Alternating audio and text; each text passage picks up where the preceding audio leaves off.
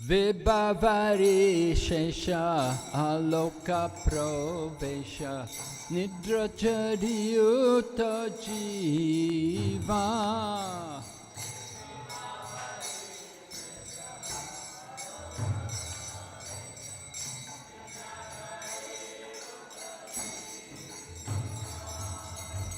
Vibhavari Shesha Aloka Provesha Nidra Chadiyuta Jiva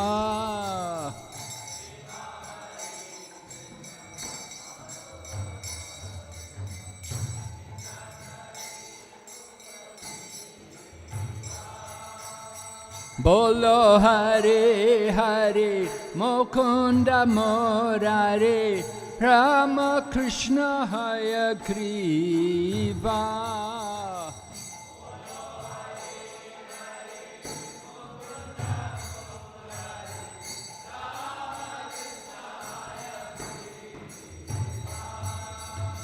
Bolo Hare Hare Mukunda Murari Rama Krishna Hayagriva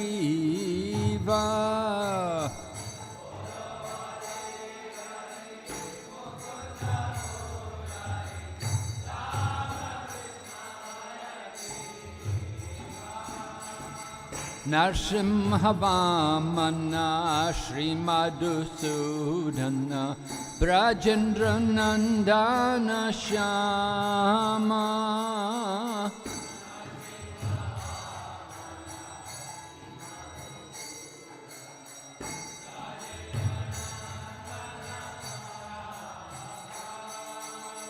Narasimha Vamana Shri Madhusudana Brajendra Nandana Shyama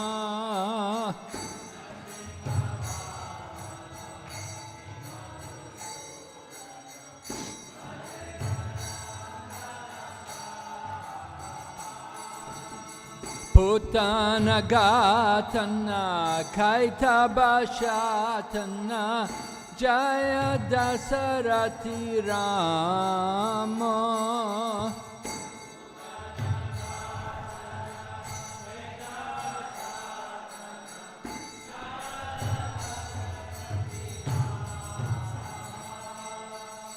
Putana Gatana Kaitaba Shatana Jaya Dasarati Rama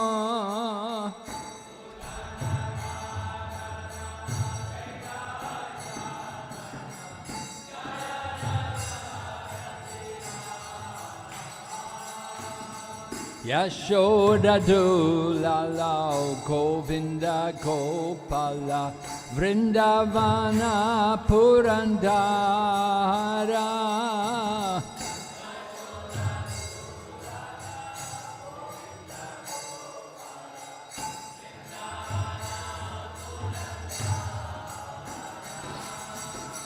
Yashoda Dulala Govinda Gopala Vrindavana Purandara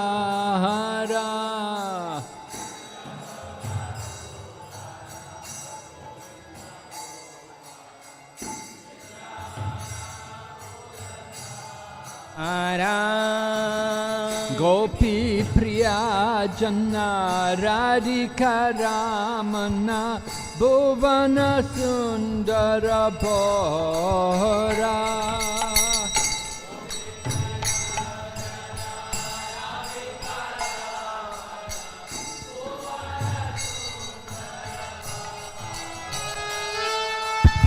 Gopi Priya Jana Radhika Ramana Bhuvana Sundara Bhara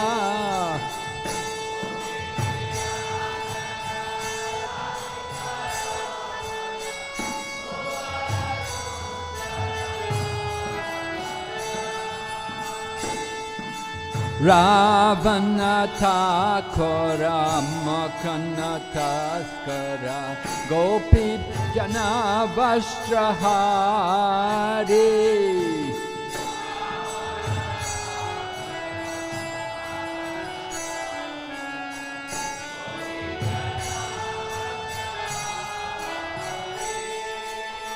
Ravanathakkara Mokanataskara Gopijana Vastrahari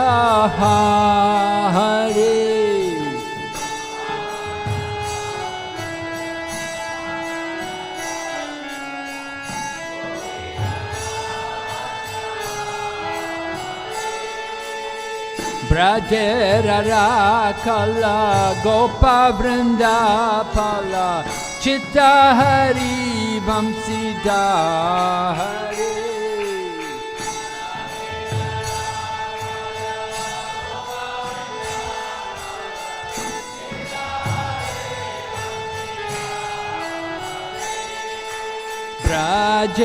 Brajarakala Gopa Vrindapala Chittahari Vamsidhari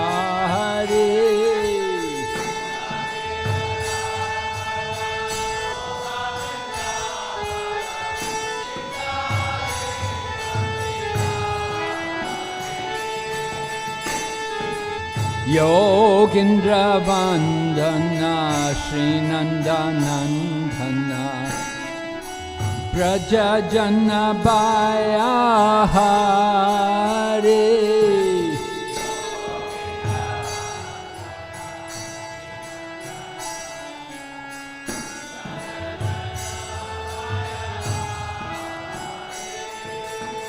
Yogindra Bandhana Srinandanandana Prajajana Bayahari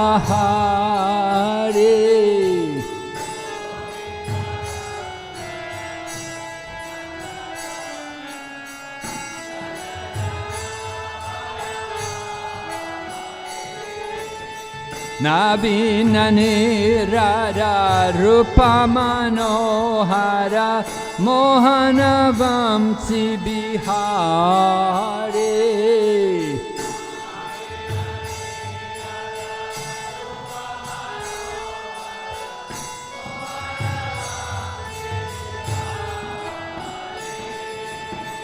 Navinani Radha Rupa Manohara Mohana Vamsi Vihari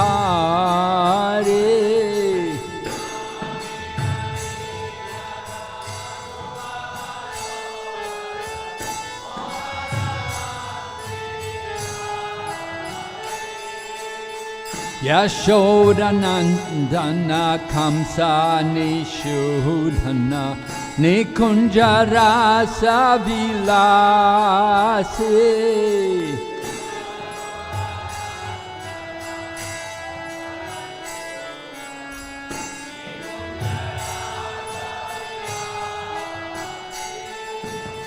Yashodanandana Kamsa Nishudhana Nikunjarasa Vilasi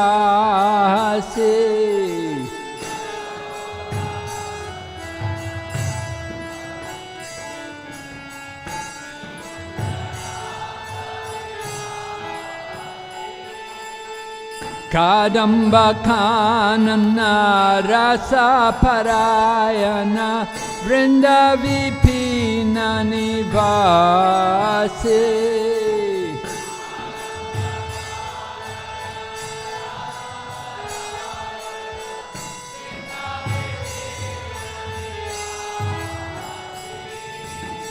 Kadamba Kanana Rasa Parayana Vrinda Vipina Nivasi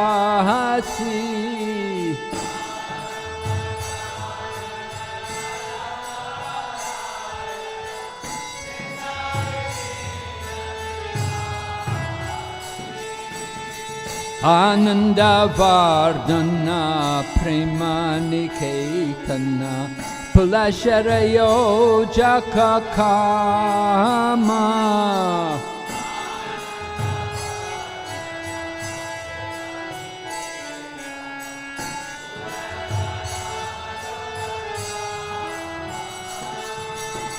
Ananda Vardhana Premaniketana Pulasharayo Jakakama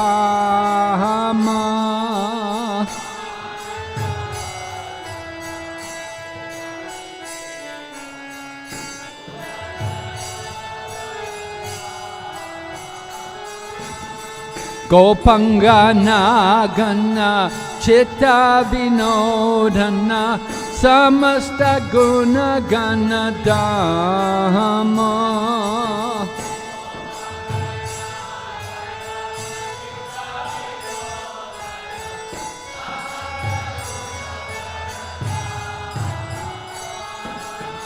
Gopangana Gana Chitta Vinodana Samasta Guna Gana Dhamma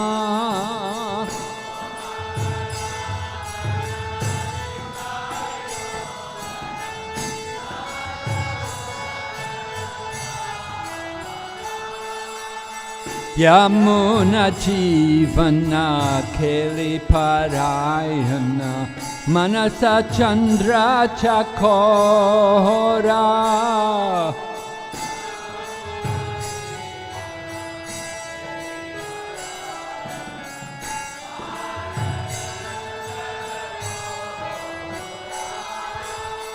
Yamuna Jivana Keli Parayana Manasa Chandra Chakora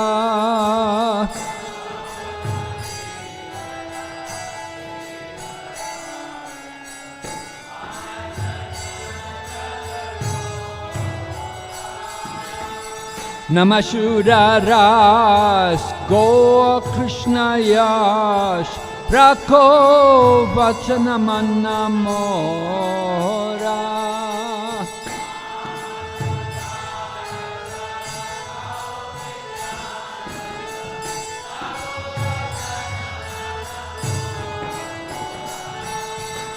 Namashuraras Goa Krishna Yash Rako Vachanamanna Mora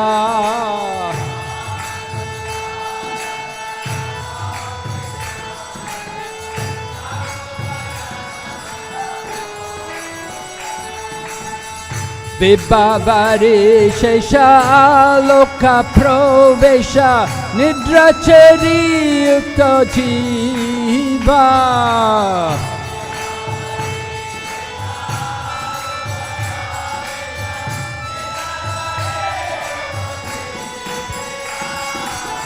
Bolo Hare Hare Mukunda Murari Rama Krishna Hayagriva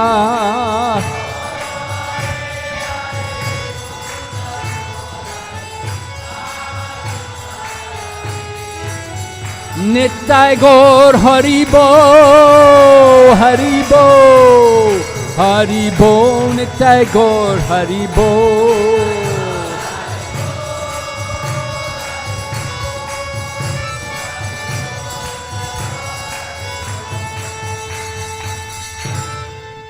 Premanande Haribo Om Namo Bhagavate Vasudevaya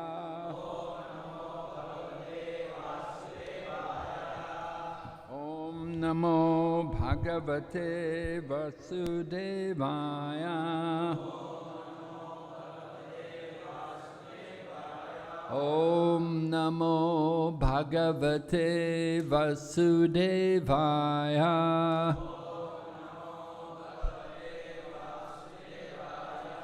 Narayanam Namaskrityam Naram Chaiva Narottamam Devim Sarasatim Vyasam Tato Jayamudirayat Nista Praeshu Vabhadreshu Nityam Bhagavata Sevaya Bhagavati Uttamashloke Bhaktir Bhavati Nashtaki. We're reading Srimad Bhagavatam, Canto 1, Chapter 7, The Son of Drona Punished, text number 36. Matam Pramatam Unmatam Suptam Balam Striyam Jadam Prapanam Viratam Bitam Na Ripum Anti Dharmavet Matam Pramatam Unmatam Suptam Balam Striyam Jadam Prapanam Viratam Bitam Naripum Hanti Dharmavet Matam Pramatam Unmatam Suptam Balam Striyam Jadam Prapanam Viratam Bitam Naripum Hanti Dharmavet Matam Pramatam Unmatam Suptam Balam Striyam Jadam Prapanam Viratam Bitam Naripum Hanti Dharmavet.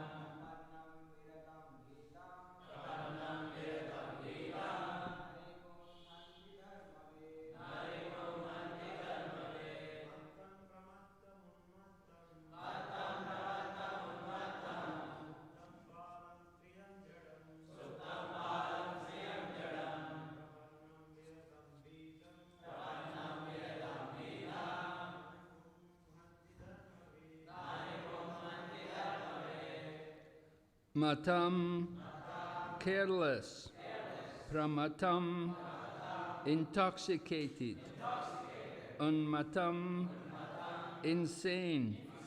Suptam, asleep. Balam, boy. Striyam, woman. Jadam, foolish. Prapanam, surrendered. Viratam, one who has lost his chariot. Bitam, afraid. Na, not. Ripum, enemy. Hanti, kill. Dharmavit, one who knows the principles of religion. Translation. A person who knows the principles of religion does not kill an enemy who is careless, intoxicated, insane, asleep, afraid, or devoid of his chariot. Nor does he kill a boy, a woman, a foolish creature, or a surrendered soul. You could repeat. A person who knows the principles of religion does not kill an enemy who is careless, intoxicated, insane, asleep, afraid or devoid of his chariot. nor does he kill a boy, a woman, a foolish creature, or a surrendered soul. Purport by Srila Prabhupada. An enemy who does not resist is never killed by a warrior who knows the principles of religion. Formerly, battles were fought on the principles of religion and not for the sake of sense gratification. If the enemy happened to be intoxicated, asleep, etc., as above mentioned, he was never to be killed. These are some of the codes of religious war. Formerly, war was never declared by the whims of such political leaders. It was carried out on religious principles, free from all vices. Violence carried out on religious principles is far superior to so-called non-violence. Om Jnanatimirandasya Jnananjana Shalakaya Chaksurun Militanyena Tasmai Shri Guru Vanchakalpatarubhyascha Kripasindhu Bhayavacha Patitanam Pavanebhyo Vaishnavebhyo Namo Nama Jai Shri Krishna Chaitanya Prabhu Nityananda Shri Advaita Gadadhar Srivasadi Gaur Bhaktavinda Hare Krishna, Krishna Krishna, Hare Hare, Hare Rama, Rama Rama, Hare. So Ashwatthama had come in the night and killed the sleeping sons of Draupadi, and then he'd released the master weapon, tried to kill the child in the womb of Uttara, and then Arjuna chased him. Ashwatthama ran away, and Arjuna chased him and captured him and bound him up like an animal and brought him back. So Lord Krishna is now speaking, and he's instructing Arjuna on what should be done. What should be done in such a situation. Because Ashwatthama had acted totally against the principles of religion. We read in this verse and purport the different conditions in which a person should never be harmed, in which they should be protected. And Ashwatthama, he'd gone against these principles. He'd gone in the night, so people were asleep. And he killed young boys, the sleeping sons of Draupadi. Draupadi had 5 sons, one by each of the Pandavas. And Ashwatthama came in the night and killed them. So that was totally against religious principles. Kshatriyas, according to religious principles, they will fight, but they will fight someone. They'll give them equal weapons. It's not that they will come armed with weapons and fight someone who has no weapons, as is done today in warfare. Today in warfare, they will send airplanes over to bomb towns and where women and children are living. They don't have any chance of defending themselves, but this is how they fight their wars today. It's not at all according to religious principles. Srila Prabhupada was in the park, one park, I can't remember which country it was anyway, but there was a statue of Vikings. Vikings are these fierce warriors who come from Scandinavia. And they had these big helmets on with big horns and big swords, you know. And so a devotee asked Prabhupada, are these Kshatriyas, Prabhupada? Jai Radhamadava. they asked Prabhupada, are these Kshatriyas? Prabhupada said, no, they're demons. He said, do they, because if they're Kshatriyas, they would go to heaven. He said, no, they don't go to heaven, they go to hell. And today, when they fight the wars, the military sides, are they Kshatriyas? No. And do they get liberated? No. Where do they go? They go to hell. Both sides. Both sides. So that's the nature of warfare today. It's not a pleasant business. There are codes of religious principles for fighting. People should be equally matched. If someone has a sword, then the opponent should be given a sword so that he can fight also. If someone is asleep, they should not be killed. If someone is intoxicated, or if someone surrenders, they should not be killed. Just as in Srimad Bhagavatam, we have the personality of Kali, and he's confronted by Maharaj Parikshit. Maharaj Parikshit was ruling the earth, and he was going around his kingdom, making sure that everyone was following the codes of religion. And he came across the personality of Kali. And the personality of Kali was dressed like a king. Although he was obviously a Sudra, he was dressed like a king with a crown and ornaments like a king. And not only that, but there was a cow with tears in her eyes, and a bull was standing on only a portion of one leg. So when Maharaj Parikshit saw this scene, he was astonished, because he had never seen anywhere that there was ever a cow mistreated. So he was just shocked. So he was ready to immediately kill that personality of Kali. But the personality of Kali surrendered to him.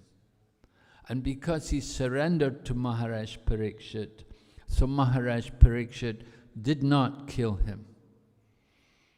But he gave him conditions. He said, you can only reside where there is intoxication, gambling, meat eating, or illicit sex.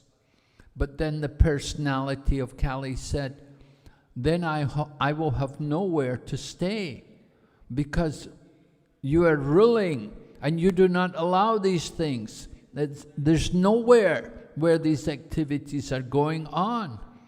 So you're giving me concession, but it's not a concession because there's no place to live. So Maharaj Parikshit said, then you can live wherever there is hoarding of gold. Because wherever there is hoarding of gold, then these sinful activities will come. Wherever people have too much wealth, they become inclined to these kind of sinful activities. Intoxication, gambling, meat eating, and illicit sex. And we see this everywhere.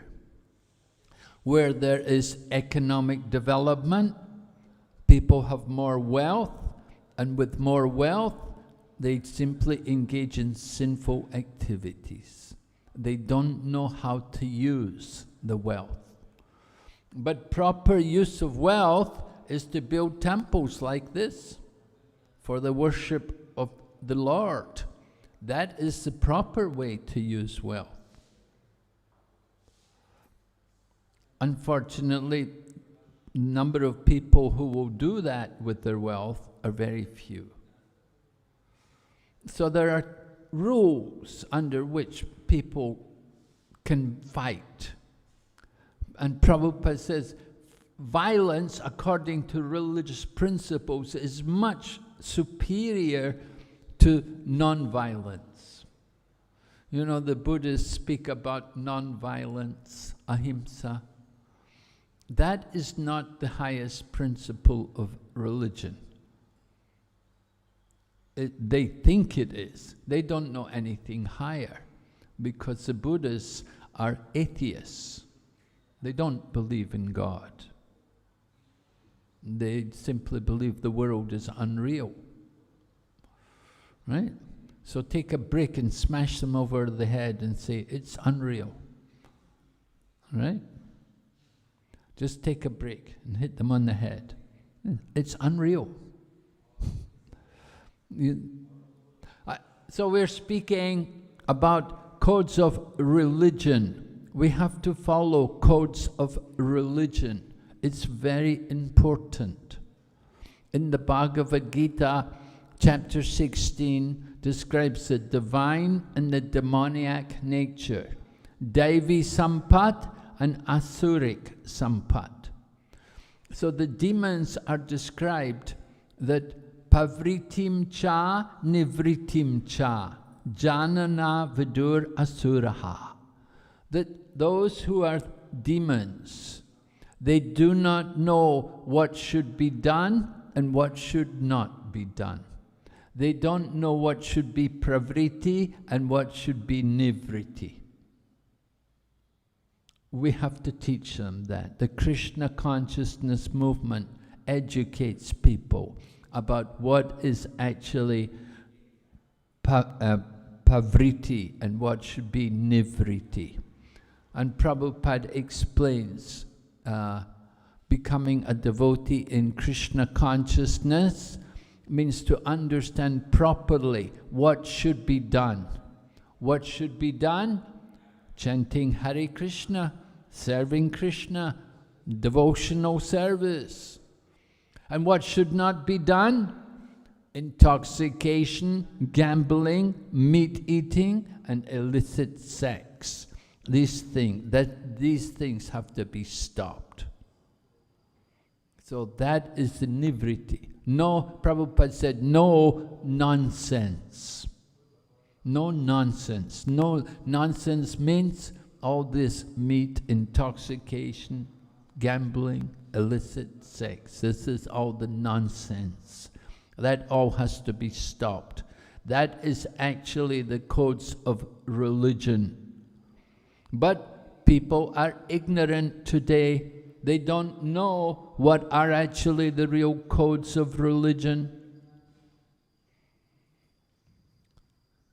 And we see also in the Bhagavad Gita, Lord Krishna describes, by practicing the regulative principles of religion, one can obtain freedom. So people don't understand that they sometimes condemn the Krishna consciousness movement. Oh, you people, you have so many rules. You have so many rules and regulations. They do not understand the value of these rules and regulations. We're educating people. But it's a very difficult task. People don't like this kind of education. You tell them, don't do that, don't do this, don't do that. I was trying to make life members some years ago in Hong Kong, and I went to one business, one office. The man there, he told me, he said, you know, I'm a vegetarian. I've been a vegetarian all my life. He said, it's terrible. He said, you know, when my customers, because he was a businessman, so he had customers come, and he was like a import-export agent. So customers come to him and they want him to get goods for them from somewhere like China. So the customers come, and the customer comes from a foreign country, and they come to Hong Kong, and the mood is, you know, you take them out for a meal. You go out for a meal to a restaurant. But he said, when my customers come, I cannot go with them to the restaurant because I cannot eat meat. He said, it's terrible. You know, when he first told me I'd been a vegetarian all my life, I'm thinking, oh, you're so lucky. You're so fortunate. He said, no, I'm so unlucky. Foolish person, you see. He was thinking that he's unlucky. He could not understand his good fortune. People often don't appreciate the value of this kind of culture. There was another incident. There was this woman, this was in China actually. There was a woman, so she was a young woman, but somehow her husband died. He had some health problem and she lost her husband. So she was still in her 30s and she had no child. So another lady said to her, you know, you should get married again. You know, you can find another husband and you could still have a child. You're not so old yet. So this other woman somehow introduced her to a man who was also interested in Krishna consciousness a little bit. She was a devotee and he was a little interested in Krishna consciousness. So they kind of made some friendship, but then the man got tired of being with this woman. He said, you have too many rules and regulations. He said, I don't want to be with you because you're too strict. You have too many rules and regulations. So Prabhupada explains rules and regulations are for civilized society. The more cultured and civilized a person is, the more they will have rules and regulations. Uncivilized people, they cannot follow rules and regulations. Just like in a country you have laws. The laws are for the people. The laws are not for the animals. You cannot tell the dog, you cannot do this, dog. My dear dog, you're breaking the law. Dog, you can't do that. No. The dogs, there are no laws for the animals. The laws are for people. And the more advanced and more civilized people become, the more there are laws and restrictions. And these things are purifying. They elevate us to the mode of goodness. And from the mode of goodness, we can transcend and come to Krishna consciousness. So we have to understand the importance of religious principles. Just like here, Prabhupada is talking about the religious principles. In the battle of Kurukshetra, in the beginning, they were following religious principles. It was a Dharma Yudh. Dharma Kshetre Kurukshetre, right? They'd gone to Kurukshetra. It's a religious battle. And Prabhupada said, for the Kshatriyas, fighting is equal to the Brahmana performing a yajna. A Brahmana does a yajna, and the same way the Kshatriyas, their yajna is fighting. And of course they should fight to die on the battlefield. It is said, there's a story, there was one Kshatriya king, he'd gone to a battle with his army, and he came back alone. And so he came back to his palace, and the door was locked. So he called, open the door, I'm your husband, I've come home. So the wife said, where's your army? He said, I've been defeated, army's all gone.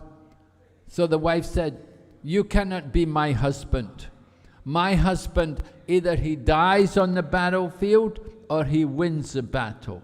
He does not come home defeated. You must be an impostor. I'm not opening the door to you. So that is Vedic culture. Either you die on the battlefield or you win the battle, but you don't go home defeated. And you must go forward. You must be going forward. You cannot go back. There's a picture in a big palace in Jaipur. Two Kshatriyas are fighting, you know, and one man's got the sword that's stuck in him, and the other man, well, the man with the sword in him, he's trying to hit the other man. The sword is in him, but he's moving forward to try to hit the other man. Even though he's moving forward and the sword is going more into him, he wants to hit the other man, because he has that mood that he must go forward. To die on your back is not glorious. You must be going forward. It's a disgrace for a Kshatriya to die going back, retreating. So that is the dharma of the Kshatriyas. They fight like that, in that mood. And there are principles. But although in the beginning at Kurukshetra war they were following the principles, the battle degraded. Abhimanyu had learned the art of breaking through the chakra formation. So the Kauravas had made the chakra formation, and they were fighting and killing all the Pandavas' army. But Abhimanyu, he knew how to get into that chakra. And he got in, he broke into the chakra, and he's fighting. But he didn't know how to get out. He'd only heard how to get in. He was just a young man, teenage man. So he got into the chakra, but he couldn't get out. And so while he was in the chakra, he got defeated. He got surrounded by many Maharatis. They all surrounded him. And then they killed him. Not one person. It wasn't one-to-one.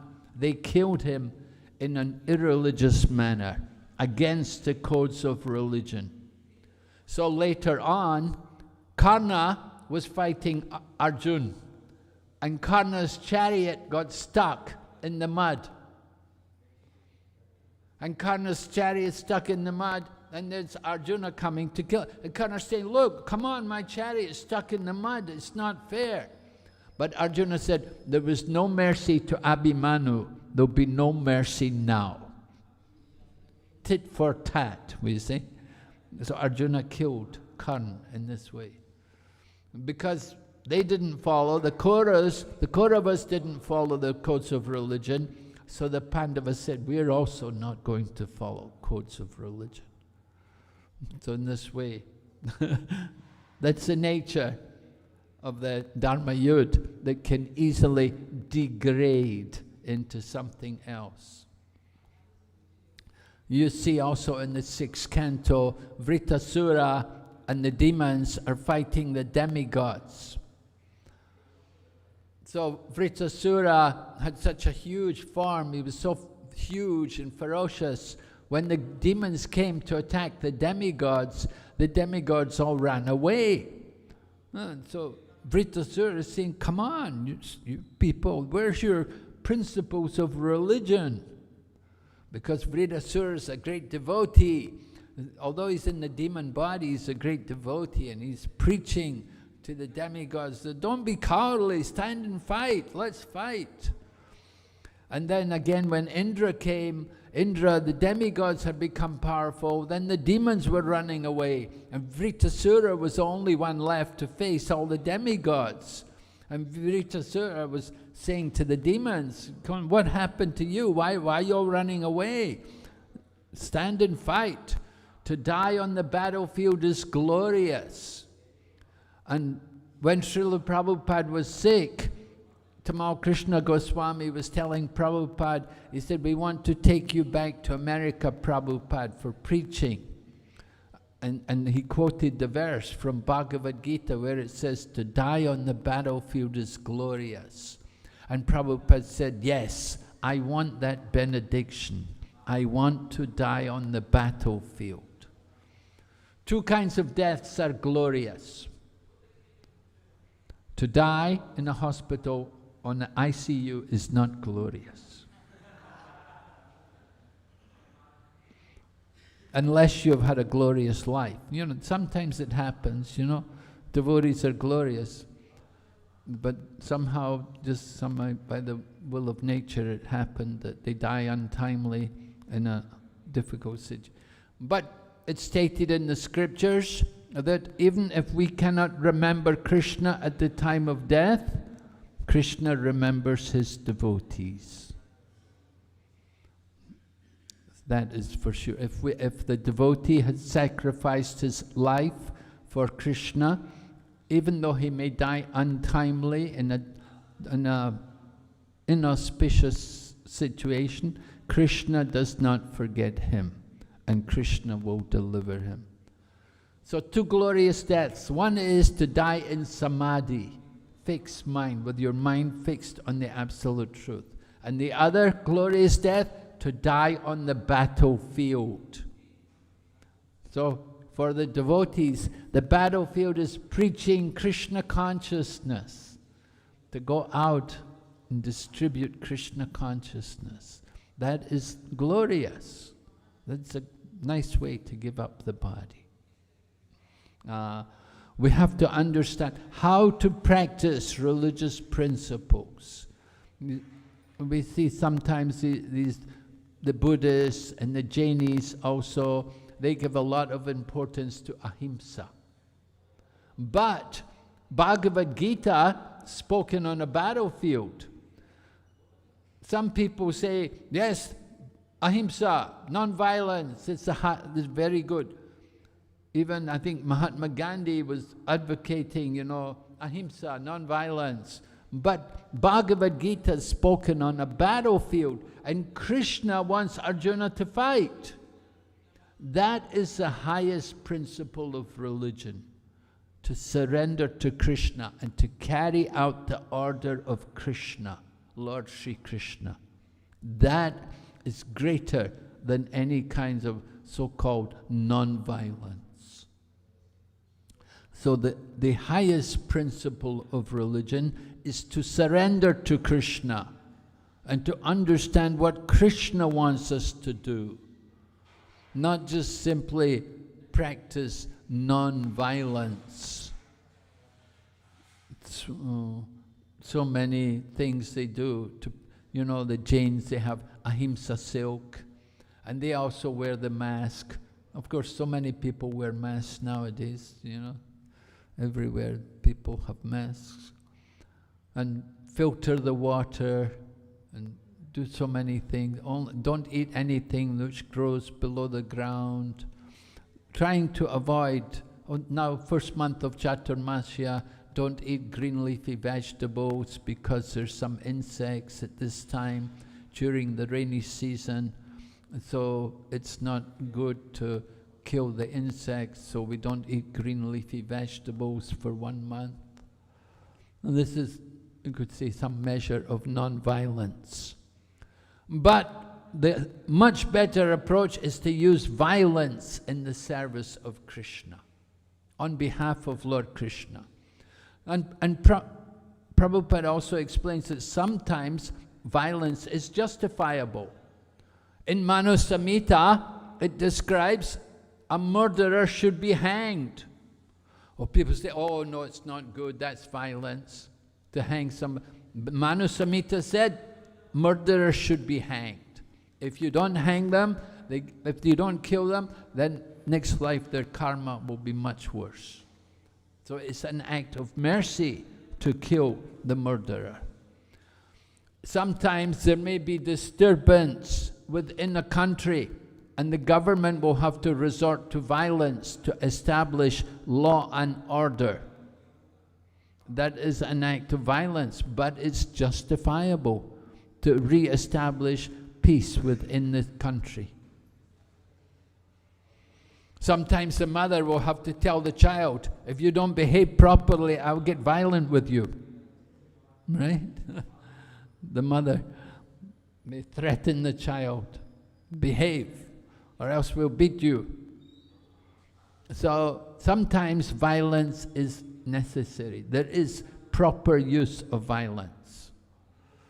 And here, Lord Krishna is explaining to Arjuna how to punish this Ashwatthama.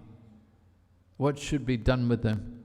Because he's the son of a Brahmana, son of Dronacharya. So to kill him is not very good, to actually kill him, but there are other ways to kill him.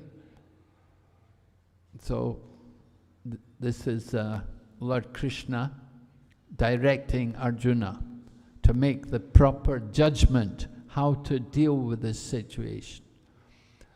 We see again and again how Arjuna is very thoughtful and careful. He doesn't act rashly. Everything is, he considers what should be done. Just like on the battlefield at Kurukshetra. Should I fight or should I not fight? And here again, Lord Krishna is there with him. Lord Krishna is there to guide him. And he's hearing from Krishna. Right? We know how in Bhagavad Gita, Arjuna had said that I'm confused about my religious duty. That verse, 2nd chapter, text number 7, Karpanya dosho pahata swabhava prichami tvam dharma samudacheta. Right? Dharma samudacheta. Arjuna is saying, I'm confused about my religious duty. Therefore, what do you do when you're confused about your religious duty?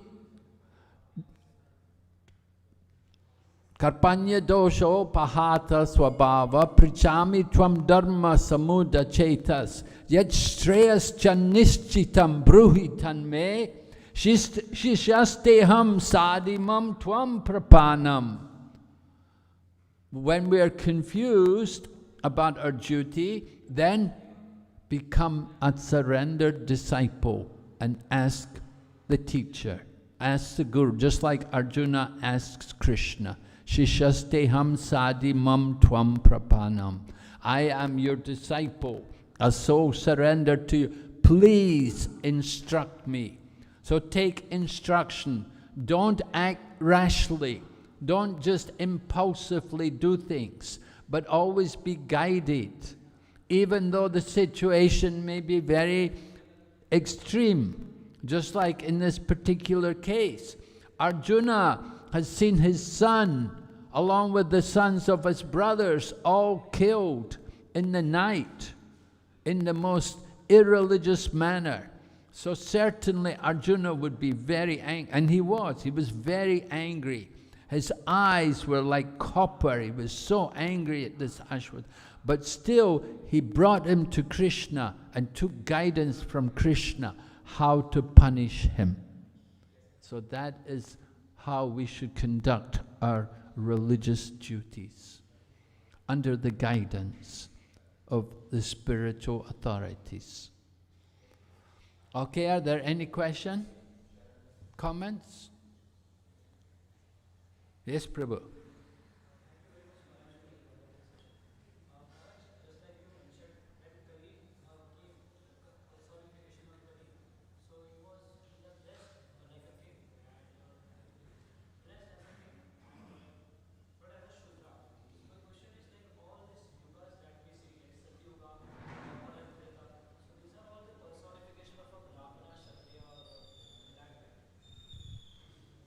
In every yuga, there are Kshatriya, Brahman.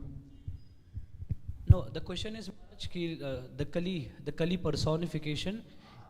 He came as a Shudra.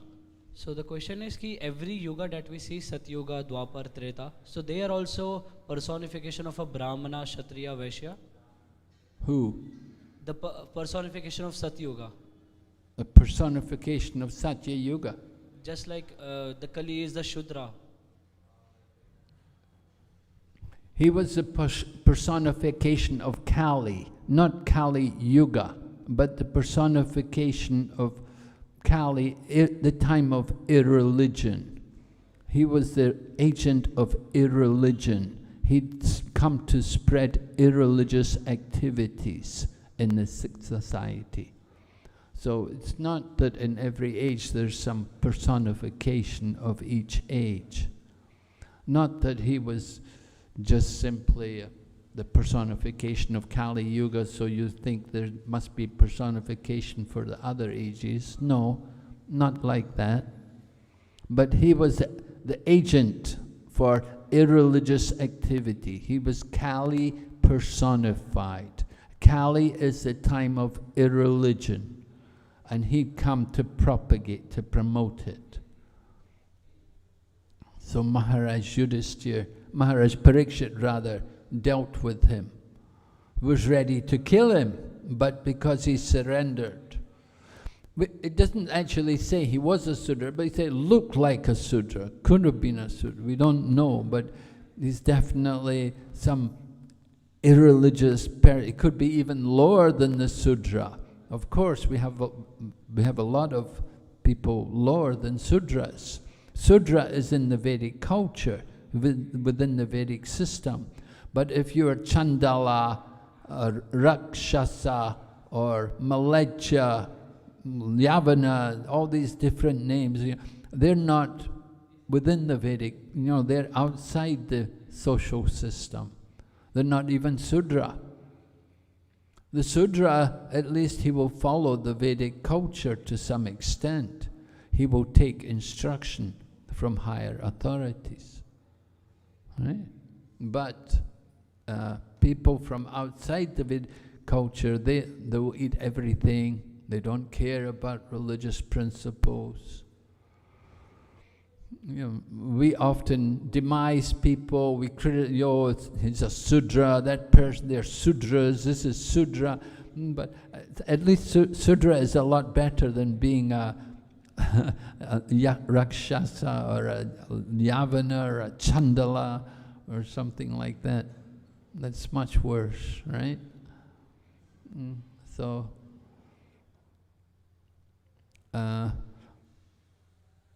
the personification of the age of Kali, coming to promote all sinful activities, the religious principles.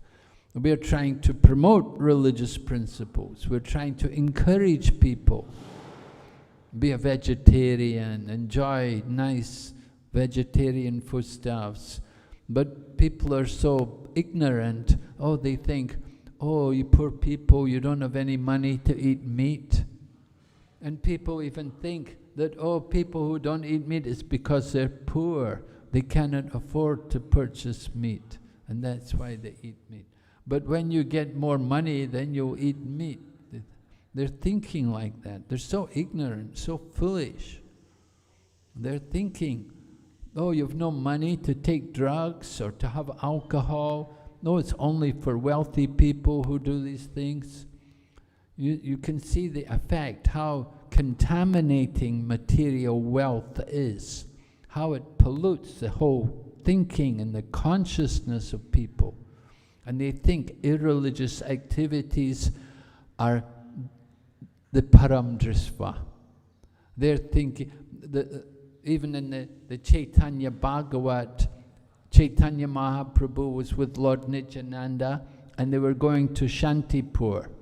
And on their way to Shantipur, they met this one man. He looked like a sannyasi. He had on saffron robes, and he had a beard and long hair. And they saw his house was over there, and they saw there was a woman there. So he was, he was with a woman. Although he was in saffron robes, he was with a woman. And the man kept saying to Nityananda and Chaitanya Mahaprabhu, he said, come and have some enjoyment with me. Come and let's enjoy together. I have some Ganga Jal, real Ganga Jal. He said, I have some real Ganga Jal. Come and enjoy with me. And Lord Chaitanya was looking at, and he asked Lord Nityananda, what's he talking about? And Lord Nityananda said, he wants us to drink alcohol with him. So even in the Chaitanya Bhagavat, 500 years ago, these tendencies were there, and it's much more prominent today. People are so fallen, so irreligious. They joke, they think this is the real enjoyment, this is the param drisva. So we're trying to purify the consciousness of people, try to give them some real knowledge and understanding. Just imagine how difficult it must have been for Prabhupada going to America. And in America, nobody was vegetarian in those days.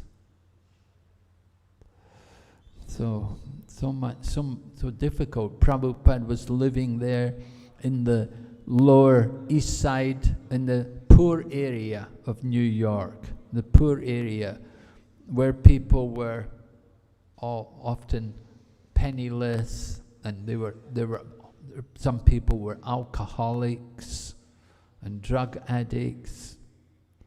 Prabhupada had to confront all of these things in order to establish Krishna consciousness. So we're trying to promote religious activities. The symbol of religion is the bull, Dharma. And the Dharma bull stands on 4 legs. The 4 legs, Satyam, Socham, Daya, Tapa. Satyam, truthfulness, Socham, cleanliness, Daya, mercy, and Tapa, austerity. And that's why we follow 4 principles. Because these 4 principles support the pillars of religion. Just like this building, there are foundations, there are pillars to support it. So also religion, there are pillars, the foundation is there. Satyam, Socham, Daya, Tapa. But in the Kali Yuga, there's only a fraction of truthfulness remaining. All the other principles are gone, practically destroyed. Everywhere. I was doing question and answer booth in Calcutta, at our Rath Yatra there in Calcutta. And so people would come, so I would ask them many times, so, are you vegetarian? And it's so surprising how few people are vegetarian today, even though they come to the Rath Yatra. Sometimes people say, well, almost vegetarian, you know, these kind of things, you know. Oh, nearly vegetarian, like that. People know they should be vegetarian, they just don't do it. They say, well, I have to work, you know, I'm working with all these people and all my friends in the office, they're all meat eaters, you know, so I eat with them, I go with them to eat, you know, we all work together, I have to go for lunch with them, so we eat together. This is the unfortunate situation in the so-called modern age. We are thinking modern. Yes, very modern, fast path to hell. Very quick route into hell. Just keep following all these modern people. Yeah, any other question?